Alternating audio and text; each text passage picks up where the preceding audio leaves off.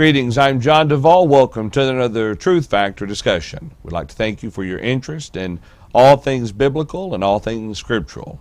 It is our endeavor to factor the truth of God's Word into our lives. No scripture is unimportant, no passage is unnecessary, and we make certain that we have a proper understanding, at least it is our goal, to have a proper understanding of what the Bible teaches within the context of the passages that we're studying. And it just so happens this week that we are in Hebrews chapter 7. So gentlemen, we'll go ahead and jump right into that study. And Tom, I'm going to throw it over to you, sir, if you'd like to begin with the introduction there. Okay, thank you very much. Basically putting Hebrews chapter 7 in context with the book that we're dealing with here, after we've had this interlude, if you will, or whatever you want to describe it as in last part of chapter 5 and in chapter 6, where he what I call he gently chastises them. You know, prior to that he had talked about how Christ is a better high priest. And then he mentions how he is a better high priest according to the order of Melchizedek, and that leads into this. You ought to be able to understand these things by now. You've been a Christian long enough, but you haven't. And then after that, toward the end of chapter 5, he talks a little bit about oaths. You know, how the promise God made to Abraham was with oaths, and that leads him back to Melchizedek in chapter 7 and in verse number 1, which actually he mentioned it in the last verse of chapter 6. And so what we're going to do is we're going to go ahead and read chapter 7 verses 1. Let's go ahead and read verses 1 through 10, but then I'm going to break that up into two sections. That we want to first talk about who Melchizedek was, and then we want to talk about the significance of Melchizedek, or at least how Christ is after the order of Melchizedek. So anyway, so let's go ahead and we'll begin reading with Hebrews 7 and verse 1, and I am reading from the New King James Version. And are we ready for that? Yes, we are. Okay, here we go. For this Melchizedek, king of Salem, priest of the Most High God, who met Abraham returning from the slaughter of the kings and blessed him, to whom also Abraham gave a tenth part of all, first being translated king of righteousness, and then also king of Salem, meaning king of peace, without father, without mother, without genealogy, having neither beginning or of days nor end of life, but made like the Son of God, remains a priest continually. Now consider how great this man was, to whom even the patriarch Abraham gave a tenth of the spoils. And indeed, those who are of the sons of Levi, who receive the priesthood, have a commandment to receive tithes from the people according to the law, that is, from their brethren, though they have come from the loins of Abraham. But he whose genealogy is not derived from them received tithes from Abraham, and blessed him who had the promises. Now beyond all contradiction, the lesser is blessed by the better. Here mortal men receive tithes, but there he receives them, of whom it is written that he lives. Even Levi, who receives tithes, paid tithes through Abraham, so to speak, for he was still in the loins of his father. Melchizedek met him.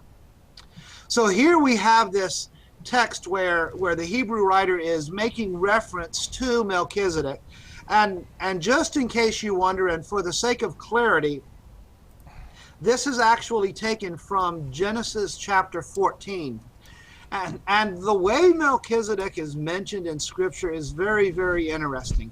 He's only mentioned in two passages in all of the Old Testament, at least to my knowledge, as far as that goes. And this is where he is first introduced. And the background leading up to this is Abraham and Lot, or Abram and Lot at this time. They have separated from one another, and Lot has chosen the plains of Sodom, Gomorrah, and some other cities. And it just so happens that while Lot is there, that there is a war that takes place between kings, and Lot and various other individuals are captured. Abraham hears about it, and he amasses together his, shall we say, small army, and he goes and he delivers Lot and his family as well as the other kings. And then after that, basically the kings offer to give Abraham all the goods from victory, but Abraham refuses all that because he gives glory to God. And as a result of that, as he is returning home, we find that Abraham meets this Melchizedek. And in Genesis 4, and beginning in verse number 18, we read there, and we're just going to read these 3 verses. You want to put that up, John? Or Yeah, go ahead, Tom. I got it. okay. It says here, then Melchizedek, king of Salem, brought out bread and wine. He was the priest of God Most High. And he blessed him and said, Blessed be Abram of God Most High, possessor of heaven and earth. And blessed be God Most High, who has delivered your enemies into your hand. And he gave him a tithe of all. And then after that, we go back to the account where the king of Sodom, who was one of the kings, delivered, offers to Abraham to give him all the goods and so on, and Abraham refuses it. So that's the context that brings us to Hebrews chapter 7, beginning in verse number 1. And I want to make this comment because I find it very interesting the way that Melchizedek is mentioned in the Old Testament. It's just in passing. I mean, when you look at what you find out about him there in Genesis 14, it's just in passing. And I also want you to be reminded that Abraham, or Abram, lived approximately 2,000 years before Christ came to this earth.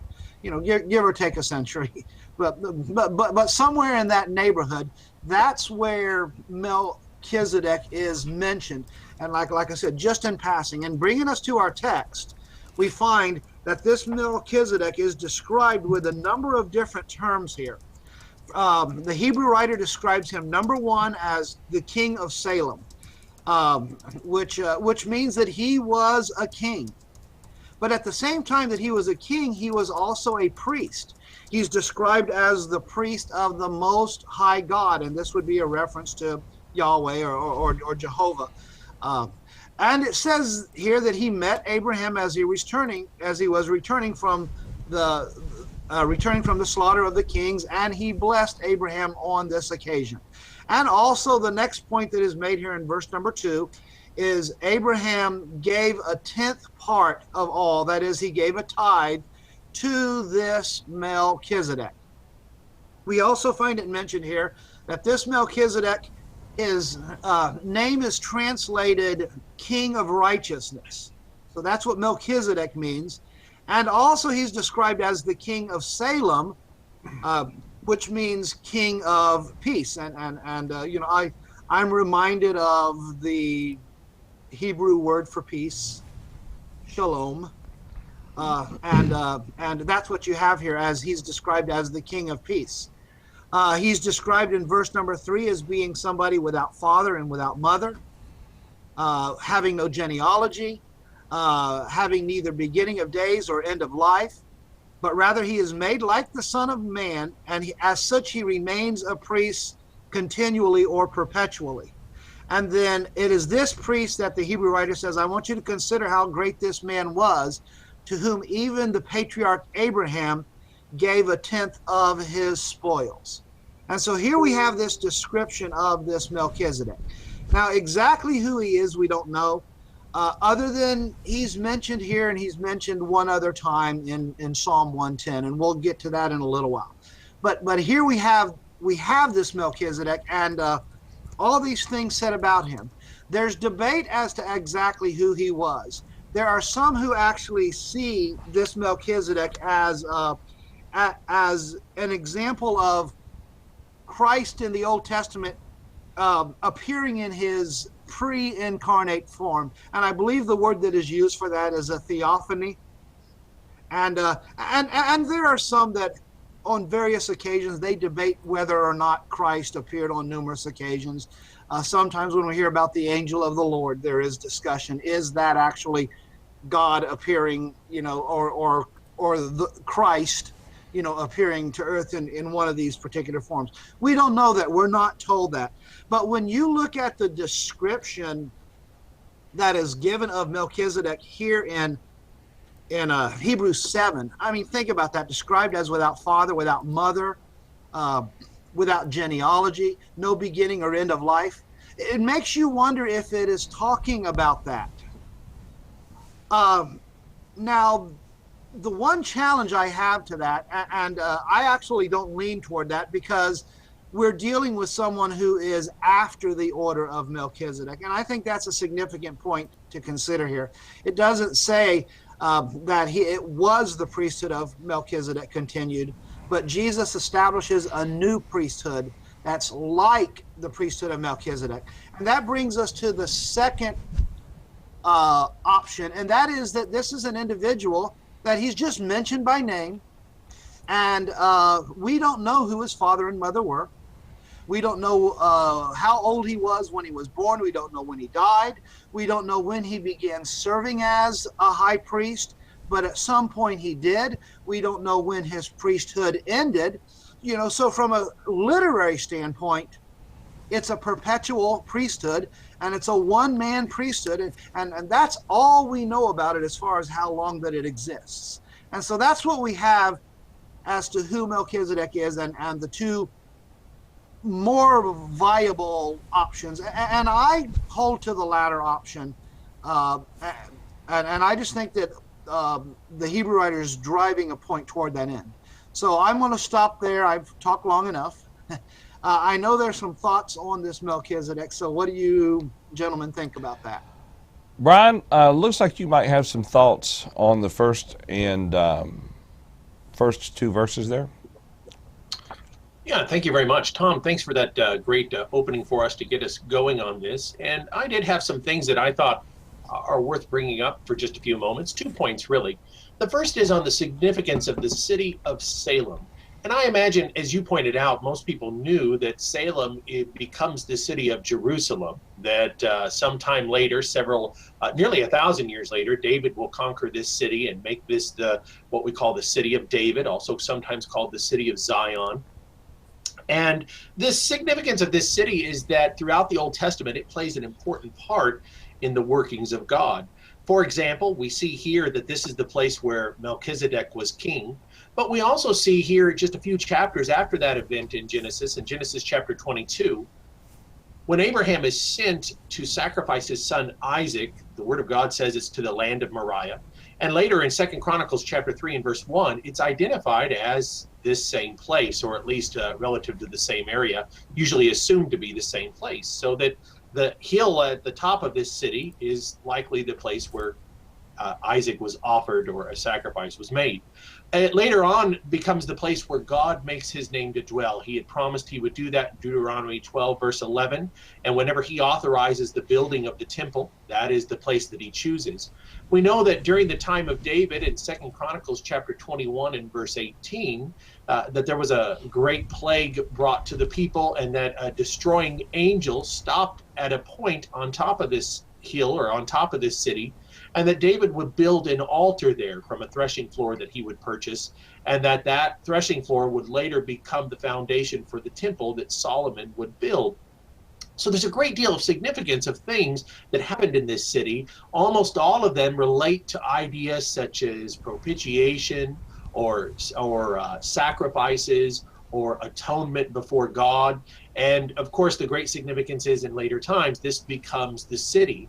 But the Hebrew writer will use these things in order to convey to us an idea of a spiritual city that was foreshadowed with the physical Jerusalem. That is to say, in Hebrews chapter 11, verse 10, and then verse 16, he'll begin to talk about a city of God that in chapter 12, verse 22, he'll reveal is the church that Jesus built, the heavenly Jerusalem. And in comparing those two things, we really have a marvelous sense of God's eternal purpose, that even before Moses, God had a purpose of revealing a heavenly Jerusalem that he foreshadowed in a physical Jerusalem and the many things that happened there. The second thing I wanted to bring up is that there's something also marvelous to consider in the identity of Melchizedek. Tom brought up that there's a question about his identity because of his comparison to Jesus. But Melchizedek is not the only person in the Old Testament who is identified as a figure of Jesus. Indeed, there's a great number of people throughout the Old Testament: Noah, Boaz, Solomon. Many people are identified. But three people in particular have an identification with Jesus that is used in the Old Testament as a foreshadow, as a prophetic foreshadow of Jesus. For example, Melchizedek the priest as a mediator, as one who intercedes between God and man. Here the Hebrew writer is saying that he was an image of Jesus. But we also know that David as a king was an image of Jesus. And indeed, in Hosea 3 and verse 5 and Ezekiel 37 and verse 25, the prophets saw that David would, in a form, return. Likewise, Moses, as a great prophet of God, also predicted in Deuteronomy chapter 18, verses 15 through 19, that one like him would one day come. Another prophet and lawgiver, if you would, or media person to speak the law of God. What's interesting about these three offices, prophet and priest and king, that these three men foreshadowed, is that each of those offices in the Old Testament, or at least there are examples of, were offices where the person was anointed when they were chosen for that office. And that's interesting because many of us probably know that the word Messiah in the Old Testament and Christ in the New Testament means the anointed one. So that we typically say, if somebody asks us, what does Christ mean? What kind of title is that? It means anointed one, and it can refer to a prophet, a priest, or a king. And so we see here a marvelous way in which God's ideas are looked upon, and the idea of Christ was seated for us in the Old Testament. Any thoughts or comments on what Brian has shared with us with verses 1 and 2? It's well stated and good to follow what Tom had reminded us of. But let's continue. Wayne, do you have any thoughts about his without father or mother? Well, yeah, I mean, I've made, and Tom said some of the things I have already planned on talking about, actually. You know, without father, without mother, without genealogy, having neither beginning of days nor end of life. You know, I think it's, you know, we want to resist in reading in all the speculative backstory that's not part of the Hebrew writer's idea. You know, because why does he bring up genealogies in the first place? Well, because he's talking about priesthood, and you know, and genealogies are relevant when we're talking about priesthood. In Ezra 2:62 and Nehemiah 7:64, there were people that were excluded from participating in the priesthood because they could not trace their genealogy. And yet here we got a guy in Genesis acting the role of priest who has no genealogy and who can't trace his lineage to anybody. And the point when the Hebrew writer says, oh, he doesn't have genealogy, he doesn't have father or mother, isn't that Melchizedek is some kind of immortal, angelic, magic, parentless being. The point is that his genealogical information is unrecorded, which is kind of weird because in Genesis, there's genealogies everywhere. But for Melchizedek, there is none. And ergo, the point that Hebrew writer is making is that if Melchizedek is a priest, it must be on some basis other than genealogy. And ergo, if there's precedent for priests appointed on some basis other than lineage, then Jesus can be a priesthood in the same right. And so as far as we're talking about priesthood, it doesn't matter who his ancestors or descendants are because that information is not recorded, and yet we know he's a priest. And the same thing goes for the phrase having neither beginning of days nor end of life. You know, I can either claim that, oh, well, Melchizedek is this eternal being that has always existed, or I could just read it the way everything else should be read in that verse and say, no, that information is just not recorded. And as far as this discussion is concerned, we're not told about Melchizedek's birth. We're not told about his death. That's not recorded anywhere, which is, again, weird in a book where almost up to this point, almost everyone's birth account and everyone's death account is being thrown at us. Everybody's age is given to us when they died. But Melchizedek, you don't get any of that info. And so the Hebrew writer kind of takes this and contorts it, if you will, into saying, you know, he has an indestructible life. And we get down to verses 15 and 16. It says that this is clearer still if another priest arises according to the likeness of Melchizedek, who has become such not on the basis of a law of physical requirement, but according to the power of an indestructible life. Now, Jesus fits the bill for that statement. He doesn't meet the law of physical requirement. In other words, he's not descended from Levi. And he does have an indestructible life. In other words, he was resurrected from the dead. When the Lord said you are a priest forever, the idea of forever meaning that Jesus would be a priest perpetually. The writer of Hebrews implicitly sees Melchizedek's lack of recorded death as a type of Christ's indestructible life, arguably as a type of Christ's resurrection, which sounds kind of strange to us. I mean, we wouldn't see that as a proof text in that way, and yet that seems to be exactly how the Hebrew writer interprets the sheer absence of information on that subject. Contrasting with the fact that former priests had a problem of constantly dying, while Jesus remains a priest forever, so that, in verse 25, he can save forever. All right. Okay. I appreciate that, Wayne. It is interesting that the way people will take certain passages and just contort or draw it out to mythical proportions, maybe. Eric, you got a thought? Well, I guess I don't find the arguments against that view to be conclusive, in my opinion. I wouldn't say I'm confident either way. I think that it's interesting what is said here about Melchizedek, the importance that is placed on him throughout this book, that he introduced him earlier and then said, I've got a lot more to say, and then comes back to him. I think that weighs, I think the amount of, the strength of the argument, the amount of points that he draws from it, and the way that it's worded weigh against it being just sort of a cute literary trick in a sense that, well, here's somebody who steps into the scene for a moment. We don't know anything about him, and then let's draw all these points out. That makes me think that perhaps there's more going on than that. And I'm aware of I understand the arguments that are made that perhaps when it says he was without father, mother, it just means we don't know who they were. The other way to take that is that it is a theophany kind of situation where we have a similar comparison in the case of Joshua as he enters the promised land. And this captain of the armies of the Lord just sort of walks onto the scene and has a brief encounter and then disappears. That's another case where people sometimes think, this might have been more than just a mere mortal based on what is said about him and the way he is treated. The names of Melchizedek, his titles, his role, the way that he's treated by Abraham, the prophecy in Psalms, and what is said about him here. I don't know. I think there's a strong possibility that there's something more going on than what has been suggested so far. I don't know that it changes what we understand about Jesus or even the points of this text. So I don't think it's something really to be, to really get too heated about. I just think that it's possible that there's something else going on there. Well, Eric, here's something to kind of think about. I think there's a very good point that you make. First off, there was something special about Melchizedek because he played a very specific role. I don't think it was just a random, individual that just happened to run across Abraham. But at the same time, Eric, say a few words. I want to get you back up in that side screen there for a minute. Testing 1, 2, 3. There you go. Thank you. I jumped between Tom and Paul. Here's what we have to wonder about the inspiration of the Hebrew writer. And I don't mean question it, but just kind of wonder.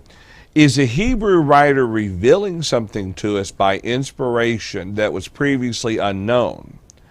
Or is he sharing with us what is already known? Now, if he's sharing with us what is already known, then he's recounting the Hebrew text and the Genesis text and making some observation that we, about don't know his beginning or his endings and so forth. But if the Hebrew writer is revealing to us information that was previously unknown, then that could point to the very thing that you're talking about there. The sad thing is it leaves open a lot of room for speculation that is therefore people speculate without scriptural basis for the speculations. It becomes a lot of guesswork, of course. But I've often wondered, what is he telling us something new, or just sharing something that we already know? Respectfully, I'm not speculating at all. I'm not trying to speculate. No, I understand. We're trying to decide whether to take his statements, how to take them in some sort of a literary figurative sense or in their kind of normal sense, in the way that Hebrews 7 is written. Yeah. And I believe the information that he is revealing is all built into the prophecy in Psalms, as well as the statements about Melchizedek in Genesis. And so it wouldn't require some kind of novel information here to arrive at the conclusions he's arriving at. The fact that the Psalm says you are a priest forever after the order of Melchizedek, and the fact that the author of Hebrews already has told us this is a deep subject that is not clear, and it's going to require you guys to really focus here, and it's not one of the basic things.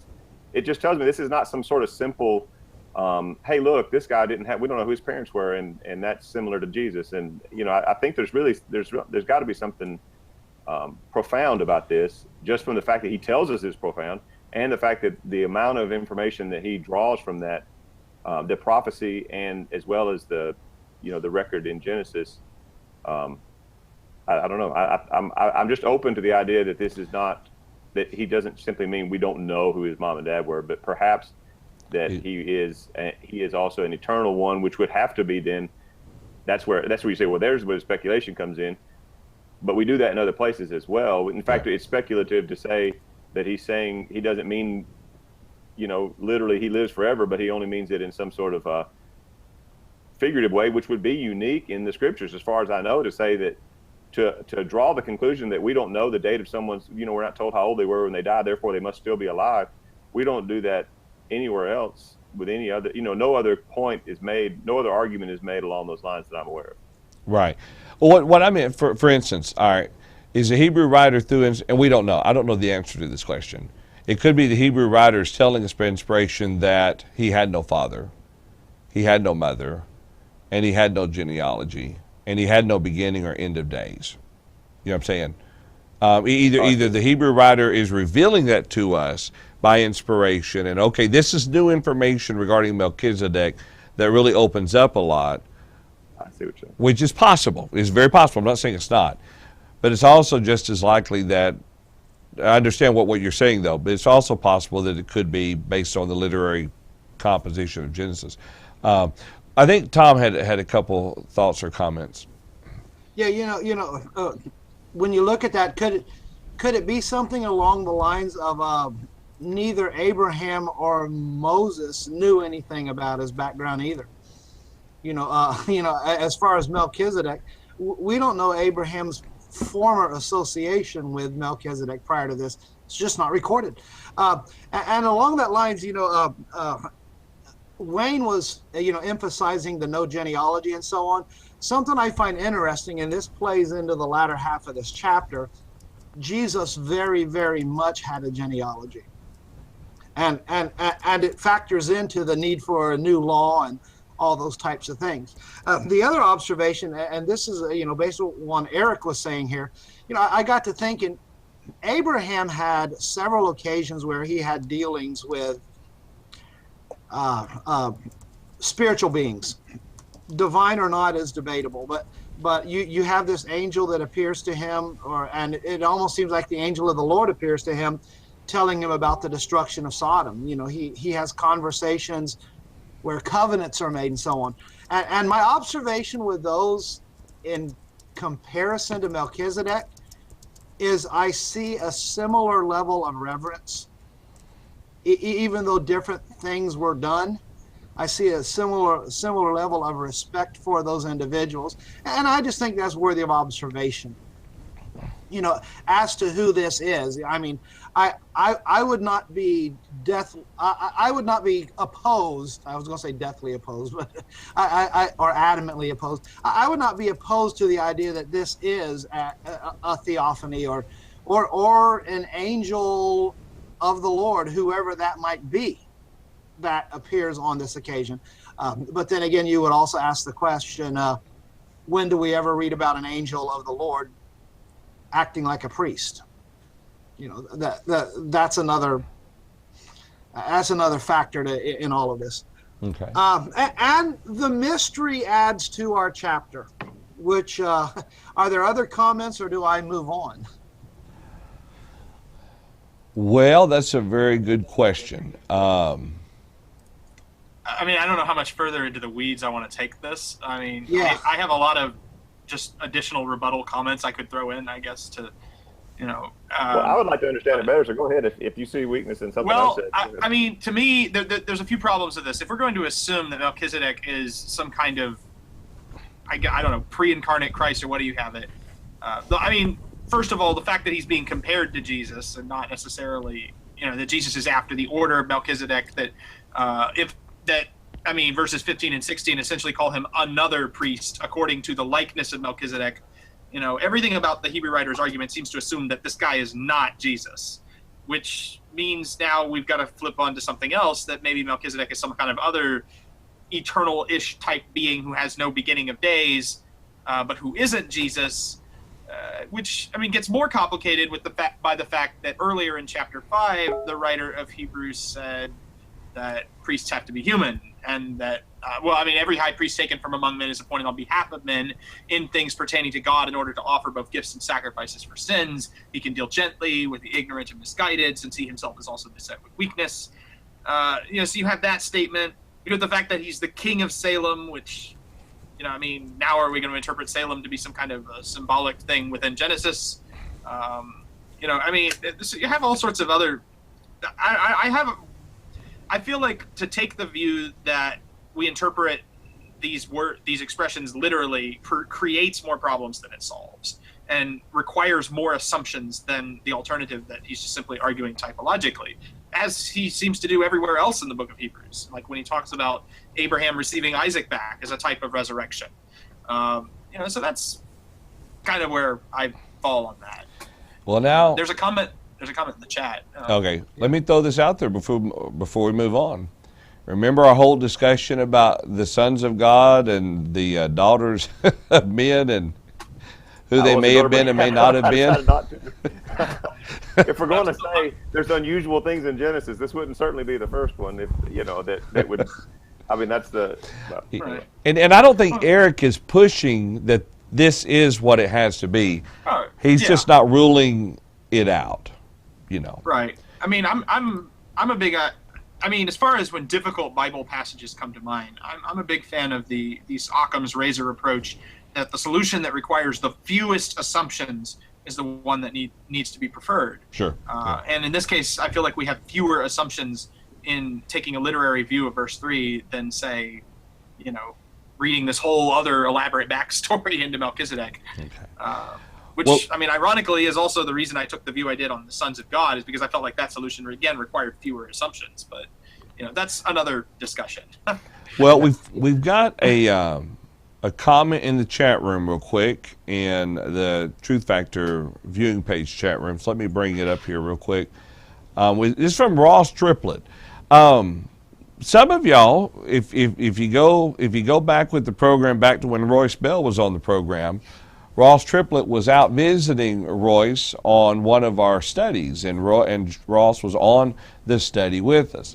And Ross, you can correct me in the chat room, about a year ago or so, moved to Jones, Oklahoma, and I didn't realize that. So he's probably maybe 30 minutes drive time away from me. And yes, my camera is flickering. It's just one of the many gremlins infesting my electronic equipment these days. But anyway, Ross has a comment, and he asks, does not verse 6 answer the without genealogy question? Any thoughts about that? I think that Yes. is an interesting observation, because the point that is being made there is we don't have the genealogy. That's the point of verse number 6. It says, but he it does whose say there was one genealogy, there, we don't have it. it says, but he whose genealogy is not Yeah. derived from them received From them. tithes from Abraham and blessed him who had the promises. Yeah, exactly. And the point of the genealogy, the them that he's dealing with there, is verse number 5 is dealing with the Levites, the Levitical priesthood. Or from Abraham's loins. Oh, I see what you're saying. Yes. Yeah. But Yeah. But okay, so if we're going to follow the argument, I'm curious what you guys. How do you explain verse 8, where it says, in the one case, the ESV, in the one case, tithes are received by mortal men, talking about the Levitical priests receiving tithes from their brothers. So in that case, we're talking about mortal men receiving tithes, right?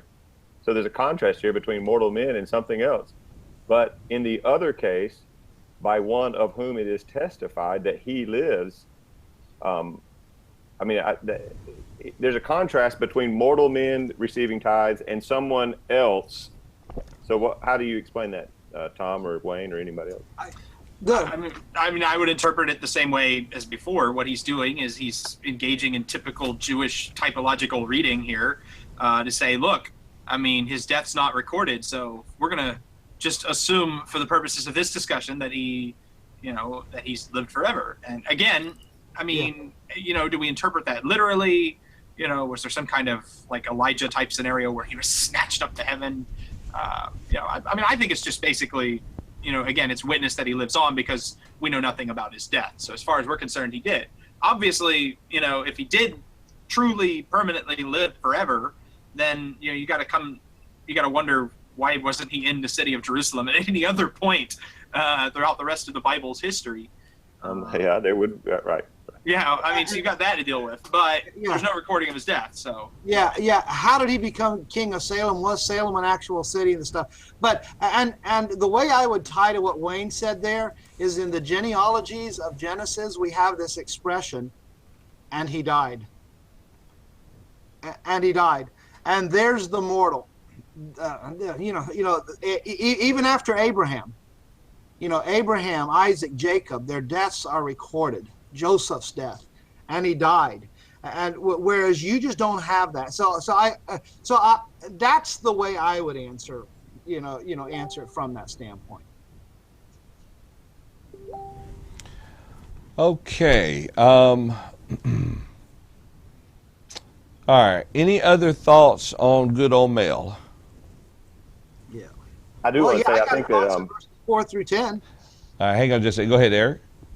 I just wanted to say, for the sake of anybody watching, I think everybody here would agree on who Jesus is, his priesthood, all of that. So the point that I don't want to, and that I almost hated to say something because you hate to distract from the truth that we all agree on that is fundamental to Christianity. We're really kind of discussing what he means, and he says some very unusual things about Melchizedek that aren't said about anybody else. So this is a unique argument, and it is something that I think is worthy of our attention. And in fact, he even says that, look, I've got a lot to say about this, so it's worth talking about, but we don't want to leave the impression that we disagree on some fundamental point of doctrine. Oh, yeah, exactly. And along that lines, getting back to the book of Hebrews, as we made the note at the beginning, the Hebrew writer mentions Melchizedek in chapter 5, and then he enters into this interlude where he's rebuking them, saying, you ought to be able to grasp some of these things a little more.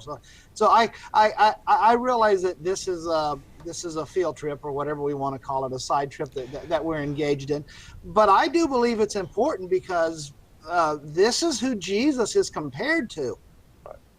This is who the priesthood of Jesus is compared to. So if we gain a little understanding, maybe that helps us appreciate the priesthood of Jesus as opposed to the Levitical priesthood. Well, that's my opinion on that. Well, and Tom, if you think about what Paul said, all right, God's plan for the salvation of man since the beginning of the foundation of the world, Melchizedek had a role to play, a very specific role. And if it was simply to live and to serve as a high priest and king, as a forerunner or shadow of Christ, that was his role to play. We don't know how long he lived. We don't know anything, his family, nothing like that. But his role was very specific and foreshadowed. And also, and I find it incredible in the wisdom of God how this was recorded. Yeah. Well, now, and I'll throw this out there too, real quick, and then Tom, we'll continue with the text here. It shows that even the six of us, we don't always see eye to eye on every detail.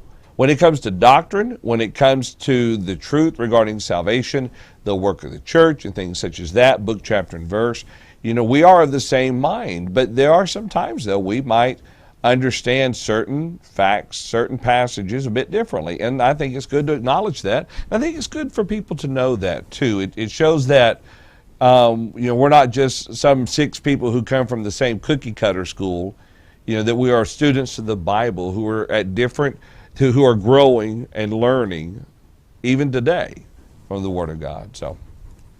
Yeah, exactly. And the bottom line, this is just a discussion of the detail. we will be in agreement on the conclusion. That's the point that's being driven home. Yeah. And yeah, that's right. and that really kind of leads us into this next section. Well, listen, I want to ask, Paul's done very well in sharing his wonderful thoughts with us. I was curious, Paul, you got anything else to say? Okay, Tom, back to you. Okay, and back to the text. And actually, I concluded with verse number 4, where he's saying, "Consider how great this man was, to whom even Abraham gave a tenth of the spoils." And he goes on and he makes this contrast between Melchizedek and the Levites, basically from a lineage standpoint. And and he makes the observation of Levite. Indeed, those who are of the sons of Levi, who receive the priesthood, have a commandment to receive tithes from the people according to the law. And that takes you back to Exodus and Leviticus and the instructions given to the children of Israel. Levi being one of the 12 sons of Israel, or Jacob, and the tribe to whom God assigned priesthood, and not just priesthood, but maintenance of the holy things. There's a lot to the Levitical priesthood, but anyways, the point is being made here is that Levi is an eventual descendant of Abraham, and that's the point that's being driven home there. And then he makes this point, as we already discussed a little bit in verse number 6, the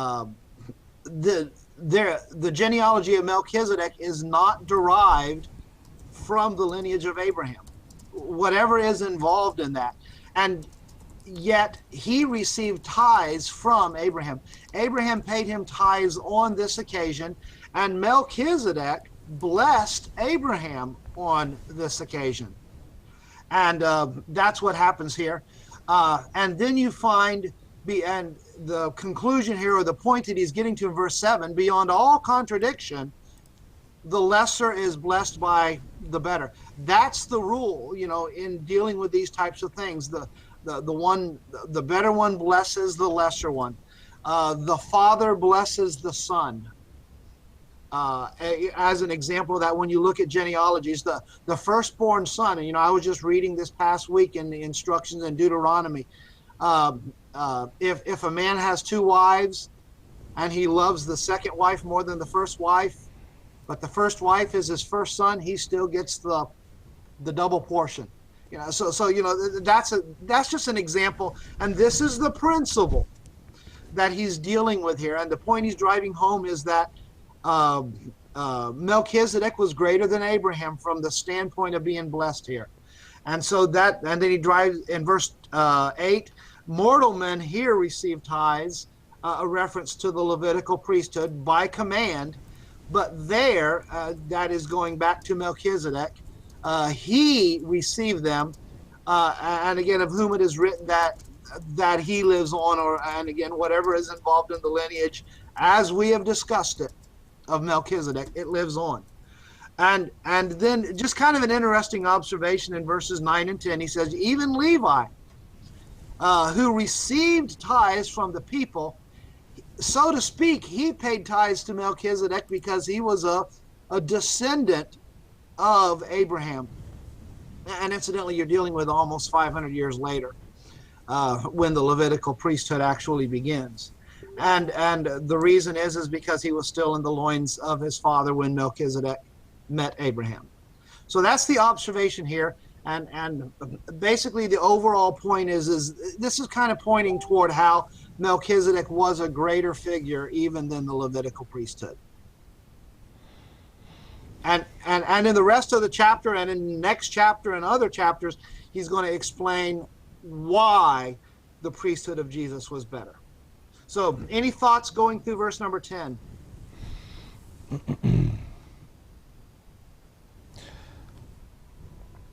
Probably none as far as in our documents, but one thing that does come to mind, Tom, when you look at this, and I think you did reference this very well.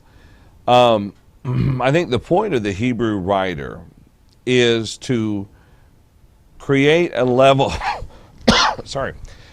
create a level of it's going to sound bad, but he makes the Mosaical law ultimately insignificant and the priesthood insignificant when compared to the priesthood of Christ. And, so explaining or expounding upon a priest after the order of Melchizedek, Melchizedek served as a priest and king, but was not part of the lineage of Levi, and Levi himself paid tribute to him, just like you said there. To me, it's kind of reminding the Christians there that the thing about the Galatians who were kind of led astray by some of the Judaizing teachers. He's laying a good foundation here for why someone would reject, trying to follow again the Levitical priesthood when their priesthood of Christ is so much greater. Yeah, It's a good understanding for us. And that's why in the book of Hebrews, I always default to the word better.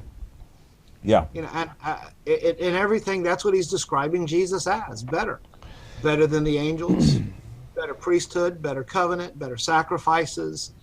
All those types of things. Yeah, and it might be something to keep in mind as we get into chapter 8, how that oftentimes people view that the Lord found fault, or that the first covenant was flawed, the Mosaical law was flawed, but he emphasizes there for finding fault with them. Again, showing one covenant better than the other, Christ's priesthood better than the other. One was not significant enough to fulfill all needs. The other is. Interesting. All right, any other thoughts from you gentlemen before we continue on with Tom's next section here? Any thoughts in the chat room or in our Facebook chat? All right. Tom, I'm going to pass it back off to you, and you take off there at your leisure. Okay. Hey, okay, Tom, I'm going to interrupt you. Verse number 11. Hey, Tom, hang Yes. on just a second there. Breaking news. It's 5 minutes till. Yes. Do we want to step into this next section as you have it sketched out for us? Verses 11 through 19, as you have it sketched out in the outline there. I'm thinking that we may have to see if there's any truth factoring moments that we could bring in from the first 10 verses, and then maybe next week pick up with verse 11. Okay. Any thoughts about that, gentlemen?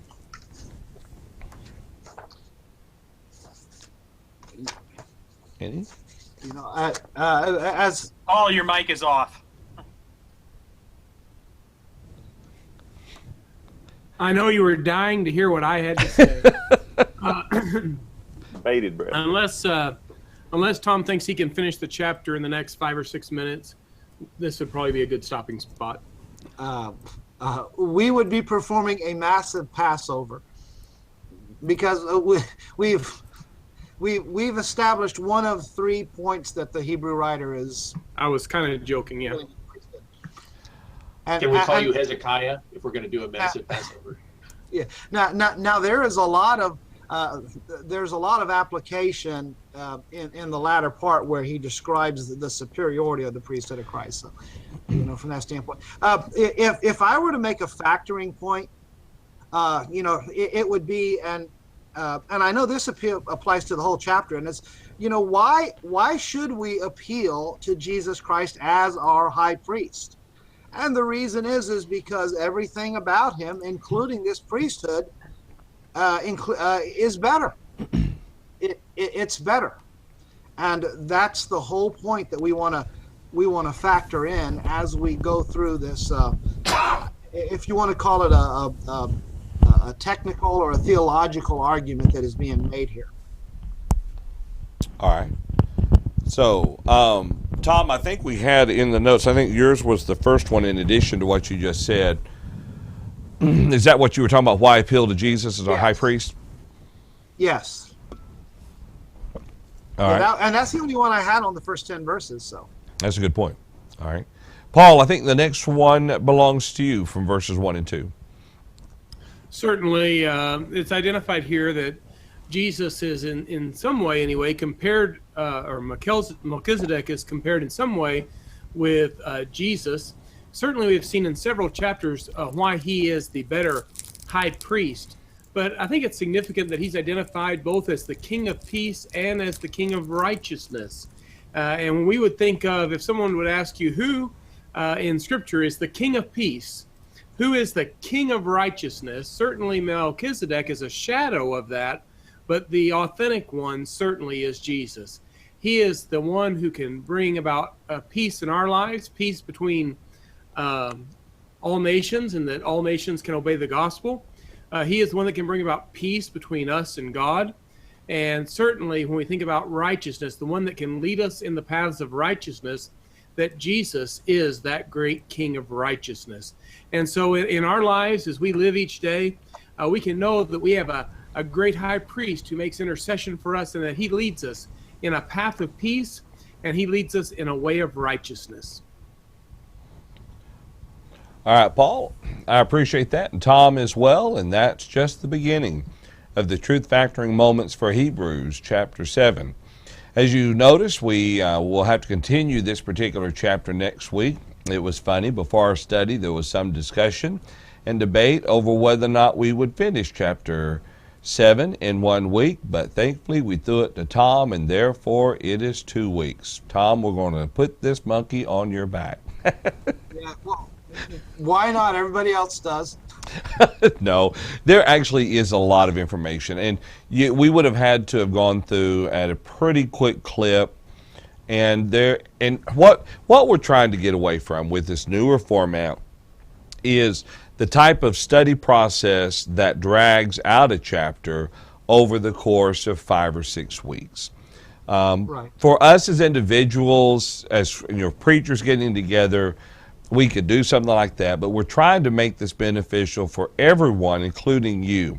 And quite often, it works better to share information and then leave the very in-depth studying to you in your own time. But with this chapter, and probably chapters 10 and 11 as well, we'll likely have to break those up too. So we appreciate you joining us and hope that you'll continue to stay with us as we study through Hebrews 7. Let's go ahead, since we are just right at the top of the hour and we got started a minute or two late. Let's see if there's any final thoughts or comments. And let's start with you, Brian. Of course, we've seen some of the heavier thoughts in the book of Hebrews about the foreshadowing of Christ, and there's more foreshadows to come. That's what's really remarkable about the book of Hebrews. But certainly as we're having this incredible revelation about Melchizedek, we can't help but to see that God's plan was something that reflects his eternal purpose, that from the beginning he had a purpose in mind to bring about the Christ who's going to be this perfect mediator for us, and that everything of the Old Testament, those things that we step over or step through as we're walking through the Old Testament, that those things aren't God's purpose. They were just things to direct us towards that purpose. We live within his purpose today. And that, I think, is one of the big ideas that I draw out from studies like this. All right. I appreciate that, Brian. Eric, any final thoughts or comments?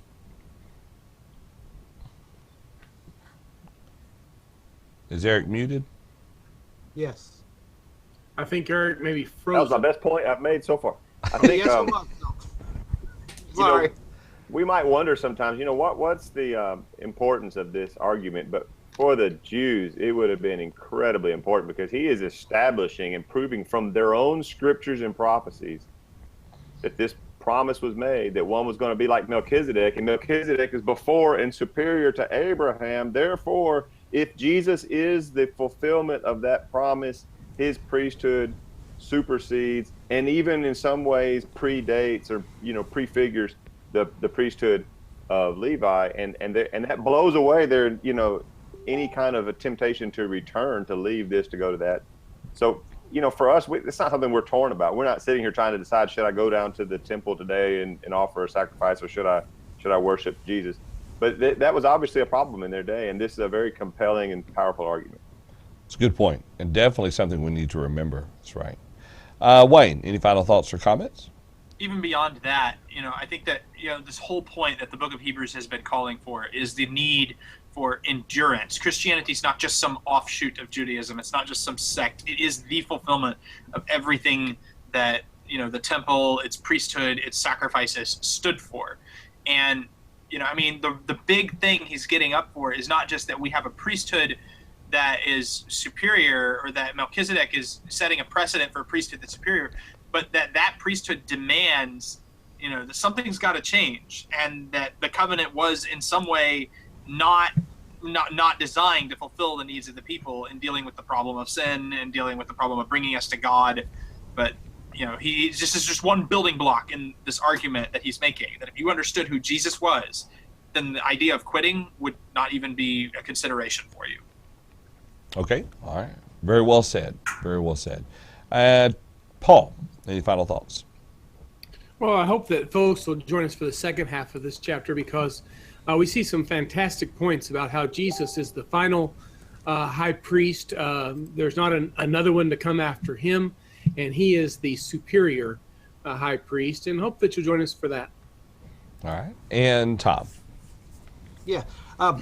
Eric made the observation about Christ preceding the Levitical priesthood.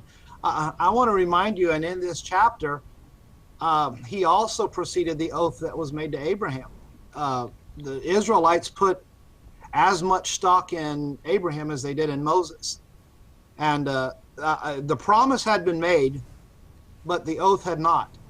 And we'll get into the oath in this next section.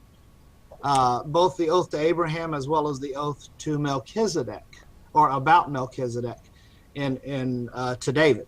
So hopefully we will come back next week, Lord willing, and as we continue this very important study to ground our faith on the high priest to whom we can turn with our troubles. Appreciate that, Tom. I appreciate your work today in preparing this overview for us and leading us through at least the first half of this.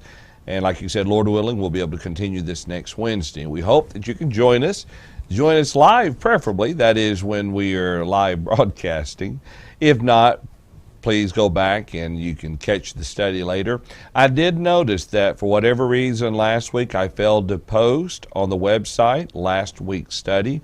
I will get that posted today, and of course this study will be posted later on this afternoon.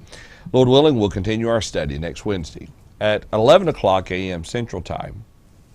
That's noon in the Eastern Time Zone. 9 a.m. Pacific Time. 10 a.m. Mountain Time. And 5 p.m. Cat Brain, England. It's right here at live.truthfactor.com. Have a wonderful week.